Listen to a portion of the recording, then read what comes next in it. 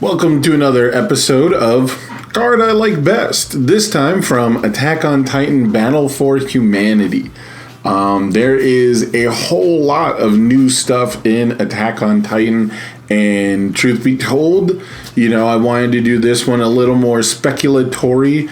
All the other cards I've talked about, I at least have played with some, but this one is the card really, I guess, I'm most excited for.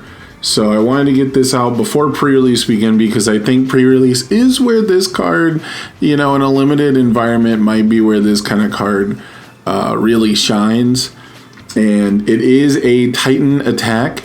It's unexpected outcomes. So this card is a 9 difficulty, 4 check, but with 10 speed and 8 damage. So very respectable.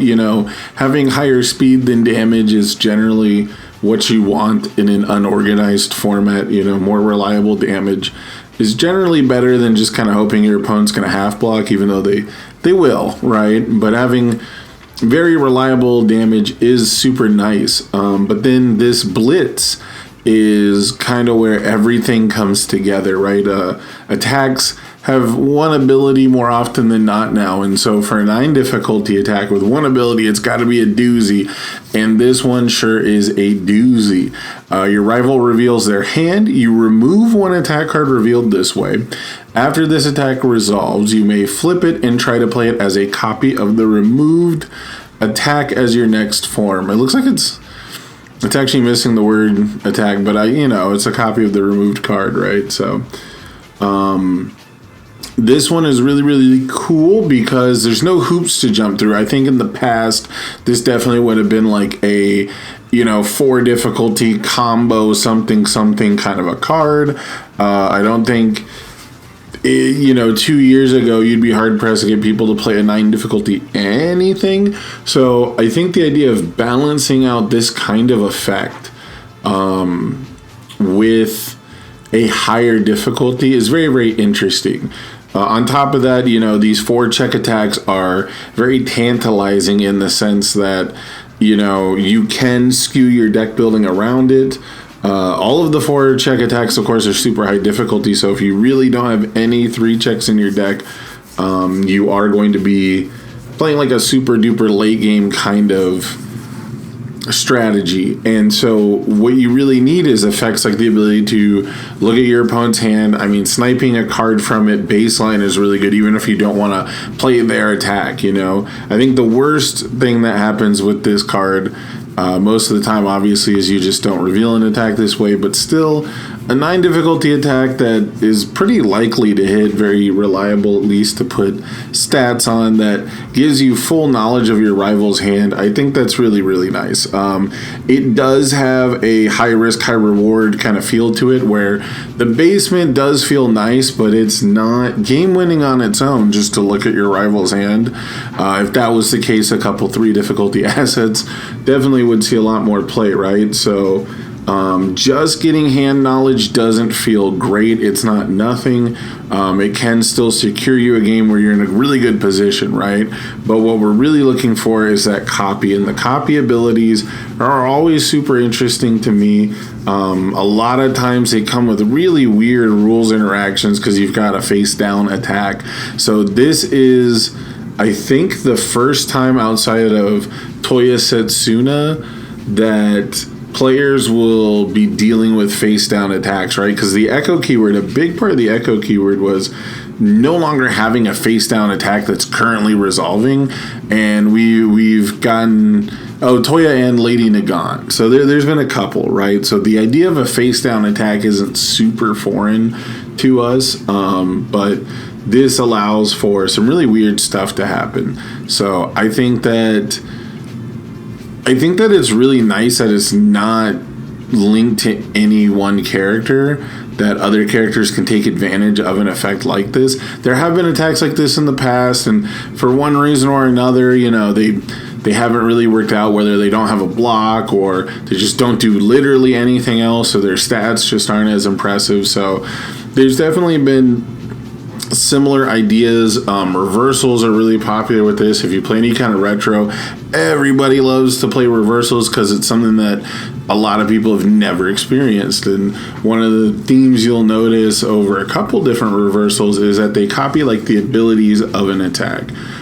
There's a lot of abilities that will copy an ability on an attack, and there's even attacks that will copy the attack entirely. But it's pretty rare to play a full-on copy of an attack, speed and damage and everything like that. So I think this is also a prime example when people talk about a Magic style design influence. We see the comparisons, right, of the Titans to like Eldrazi cards, where you have these big, massive monsters with huge stats that are sort of unreliable to get into play, but man, when you do, it really should win you the game. It's very rare that it doesn't. And when you have those kinds of cards in your, whatever environment you find those kinds of cards in, I think the ones that let you steal them are way more impressive. So usually if your opponent has really huge, big cards that they want to build their way into, cutting them off at the corner and playing their card before them is actually super good. So that's what I want to see. I want to see, just like a huge swing from a deck that might not be super aggressive, right? That it's no longer just like I drew the best hand I possibly could. You also had to have a pretty good hand, right? That's the other thing I like about copying effects and like stealing card effects is you can't complain about losing to cards that you play, right? Like, it's one thing if you hate like a particular play style or you don't like playing against certain cards, but if I'm just playing the same cards you're playing, then I don't feel like you have a right to complain. That's another thing that I really like about it is if you're salty about your cards being used against you, especially when we're investing a 9 difficulty into this, big hits for this are probably actually things like True 100% Unleashed, although you will almost certainly have like a half committed board after you play the 9 diff, but getting something like a True 100% would probably be big. Rejuvenating Smash would be really cool. You get to play that as your second card, quote unquote. Let some other symbols get to relish in the gain 2, draw 2. So there's a lot of really interesting things. I think if you copy like an echo attack, like you can't echo a face down card, I'm like sure that's a thing, right? Because that caused like a loophole with infinites. So that's something to think about. Copying Mina 2 cards, like Mina 2 support, where it counts face downs and now you technically have like an extra face down or something like that. I don't know. That's what I'm excited about. I'm excited that this card is probably not going to be competitively viable, and yet I think it'll be interesting every time you play it pretty much. So I think that's a really cool spot to be in for design. The thing I'm most worried about is that the 9 difficulty part does just make it like a big liability, but they slapped Infinity on it, so it's going to be a lot of different homes to try it out in. So I'm pretty excited for unexpected outcomes.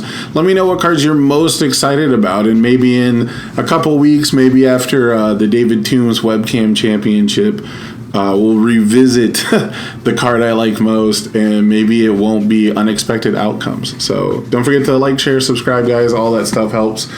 See you in the next video. My God, is that what I've been doing to people? I belong here.